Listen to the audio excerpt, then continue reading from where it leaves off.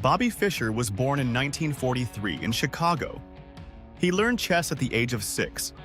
Very quickly, it became an obsession. He spent hours studying alone, replaying games from books, analyzing positions late into the night. By his early teens, strong players already noticed something unusual. Fischer did not just enjoy chess. He lived inside it. At just 13, he played one of the most famous games in chess history, the game of the century. In 1956, at the Rosenwald Memorial in New York, Fischer faced Donald Byrne. During the game, Fischer sacrificed his queen, a shocking decision for a 13-year-old. What followed was a brilliant attack.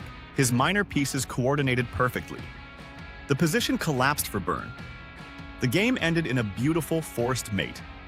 Many believed they had just seen the arrival of a chess genius. By 15, he was already a Grandmaster, the youngest in history at the time. A true prodigy, obsessed, relentless. At just 16, he qualified for the 1959 Candidates Tournament. There, he faced legends like Tao and Petrosian. It was a brutal learning experience. That tournament revealed something important. The Soviets dominated chess. Their players trained together. They shared analysis. They had full state support. Fischer had none of that. He studied alone.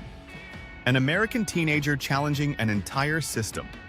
Years later, Fischer began an extraordinary run towards the World Championship. In the 1971 Candidates matches, he produced one of the most dominant performances ever seen. First, he defeated Mark Taimanov. 6 wins, no losses. Then he did the same to Bent Larsen. Another 6 wins, no losses. 2 matches, 12 straight victories. Finally, he defeated former world champion Tigran Petrosian. Now, the challenger for the world title was clear. The chess world was watching. In 1972, during the Cold War, Bobby Fischer faced Boris Spassky. The match of the century took place in Reykjavik, Iceland. It quickly became more than a chess match. It became a global event. The Soviet system versus one American genius. Fischer created constant drama. He complained about cameras, about prize money, about playing conditions. At one point, he even forfeited a game. But once the games began, his strength was undeniable. When the match ended, Fischer had done something historic. He broke the Soviet monopoly on the World Championship. That was the end of decades of Soviet dominance. After becoming champion, Fischer shocked the chess world. In 1975, he refused to defend his title against Anatoly Karpov. The dispute was about match rules. When no agreement was reached, Fischer forfeited the title. Karpov became world champion by default. Fischer disappeared from competitive chess. For many years, no one knew if he would ever return. He returned briefly in 1992, playing a rematch against Boris Spassky. But the match took place in Yugoslavia. At the time, the country was under international sanctions. The United States government warned Fischer not to play. He ignored the warning. After the match, a warrant was issued for his arrest.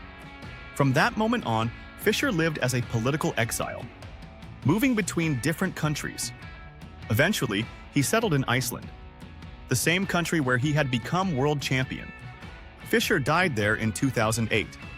Today, he remains one of the most fascinating figures in chess history, a player whose genius reshaped the game, and whose life story still sparks debate. Brilliant, controversial, unforgettable.